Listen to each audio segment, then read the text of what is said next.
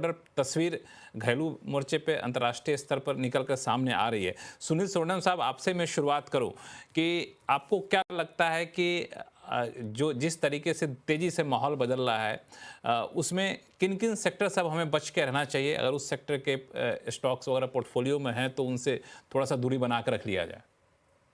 देखिए मैं नहीं दूर रहने का सलाह नहीं दूँगा। मैं क्यों ये कह रहा हूँ ना कि देखिए जो अंडर परफॉर्मिंग सेक्टर रहे थे वो आईटी है, ओके?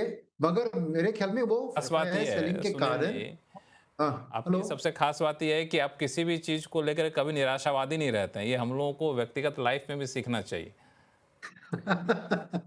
नहीं, बट देखिए ना मार्केट ने भी वो सपोर्ट किया है ना कि इतने एफआईआई सेलिंग के बावजूद हमारे मार्केट की स्थिति डिसेंट है। ये कोई नहीं, हाँ, यस, बाकी मार्केट के खिलाफ होंगे परफॉर्मेंस, बट एक डोमेस्टिक निवेशक नाराज नहीं है निवेश करने के बाद। तो मैं मानता हूँ कि देखिए आपको नेगेटिव कोई सेक्टर को चुनने की कोई भी ये नहीं होती है, क्योंकि फंड मैनेजर के पास पैसा है और वो खरीदेंगे। तो अगर पैसा है खरीदेंगे तो समझिए कि जो गिरा है उसकी बढ़ने की उम्मीद ज्यादा है। ये सिंपल तत्व है ना, बिकॉज़ वैल्यू को प्राइस के साथ कंपेयर करते हैं, जहाँ पे ज़्यादा गिरावट होती है तो भरपूर पैसा मिल रहा है, तो ऑटोमेटिक जाके खरीदारी करेंगे। तो मेरा मानना है कि आप सेक्टर कॉल्स मत लीजिए एज़ अ इन्वेस्टर। आप म्यूचुअल फंड के पास पैसे को सौंप दीजिए। आप खाली ये कीजिए कि आप डाइवर्सिफाई कीजिए अक्रॉस योर कैप कर्व और डाइवर्सिफाई अक्रॉस एसेट क्लासेस। तो मेरा मानना है कि कोर पोर्टफोलियो में आज आपको 2 ही तरह के फंड की ज़रूरत है। एक है मल्टी कैप फंड जो ऑलमोस्ट इवनली आपको लार्ज, मिड और स्मॉल में निवेश को स्प्रेड करती है, और दूसरा है मल्टी एसेट एलोकेशन फंड, जहाँ पे ना ही इक्विटी का थोड़ा लार्ज कैप होता है मगर गोल्ड और सिल्वर की ये होती है, क्योंकि आज माहौल है कि यूएस की रेट कट 94% सितंबर में रेट कट फैक्टर हुआ है, डॉलर वीक हो रहा है, तो गोल्ड के लिए वो पॉजिटिव है। तो गोल्ड का रहना पोर्टफोलियो में अच्छी बात है।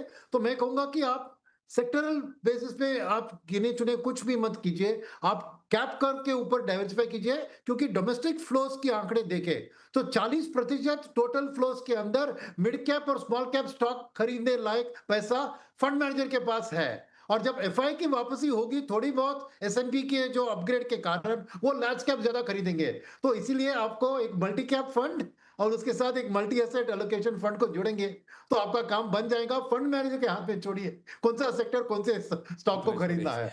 बिल्कुल, आप खुद ज़्यादा दिमाग यहाँ मत लगाइए, फंड मैनेजर के हाथ में छोड़ दें। लेकिन एक चीज़ जो आप बार-बार जोर दे रहे थे सुनील जी, ये पिछले सवाल के जवाब में फिरोज़ अज़ीज़ साहब ने भी इस पे जोर दिया कि फंड मैनेजर के पास पैसा काफ़ी ज़्यादा है।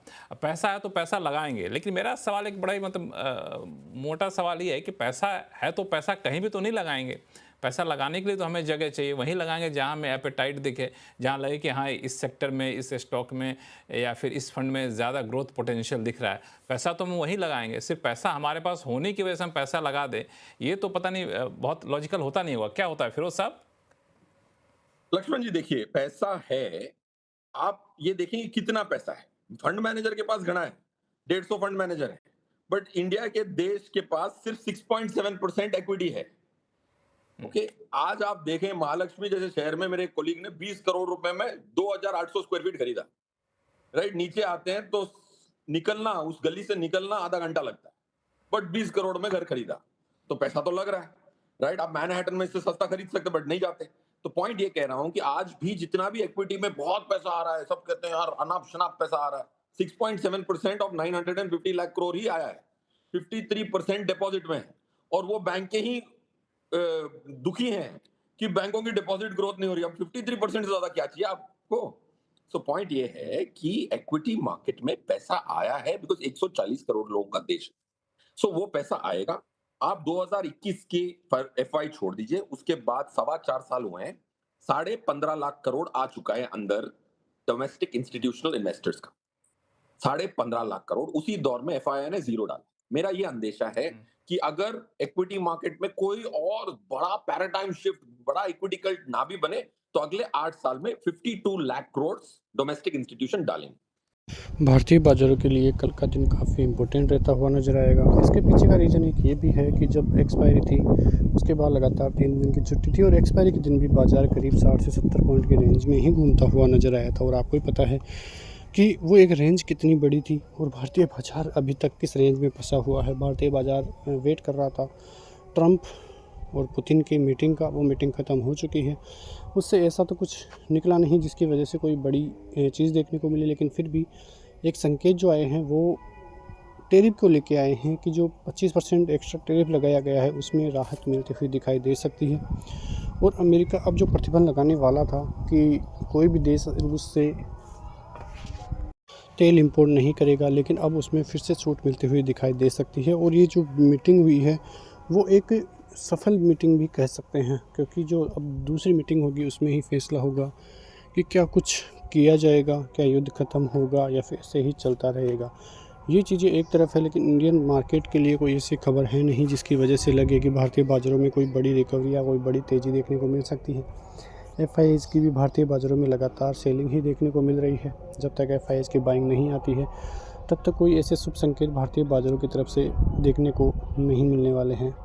सभी चीज़ें देखिए तो एक बात तो साफ़ है कि भारतीय बाज़ारों के लिए यदि कोई ट्रिगर पॉइंट होगा तो वो अमेरिकी बाज़ारों की वजह से ही होगा, मतलब अमेरिका की वजह से, ट्रंप, रसिया, इन वजह से ही अभी तक तो देखने को मिल रहा है। इसके अलावा कोई ऐसा ट्रिगर पॉइंट नहीं है जिसकी वजह से लगे कि भारतीय बाज़ारों में कोई बड़ी रिकवरी देखने को मिलेगी। भारतीय बाज़ारों में जो घरेलू संकेत है वो इतने अच्छे पॉजिटिव नहीं है।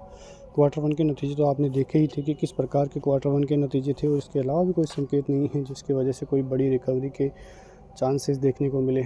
अब देखना ये है कि क्या भारतीय बाज़ारों में 25,000 का लेवल, 24,800 का लेवल पार होता हुआ दिखाई देता है, क्योंकि यदि जब तक वो लेवल पार नहीं होंगे तब तक कोई बड़ी रिकवरी भारतीय बाज़ारों की तरफ से नहीं देखी जा सकती है।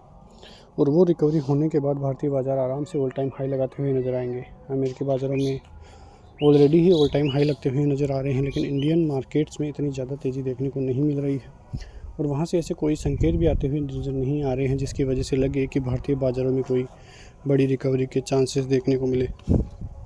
तो ये सभी चीज़ें भारतीय बाज़ारों के लिए आने वाले दिनों में काफ़ी इम्पोर्टेंट रहेगी और मंडे का मार्केट भी काफ़ी इम्पोर्टेंट रहता हुआ नज़र आएगा। तो अब देखना है कि मंडे को मार्केट किस दिशा में जाता है। क्या 55,000 का लेवल बैंक निफ्टी नीचे की तरफ तोड़ता है? यदि वो तोड़ा तो फिर दिक्कतें बढ़ेगी। और निफ्टी की बात करें तो यदि 24,350, 24,500 का लेवल टूटता है तो फिर निचले स्तर निफ्टी में भी देखने को मिल सकते हैं। मिलते हैं नेक्स्ट वीडियो में, तब तक के लिए जय हिंद।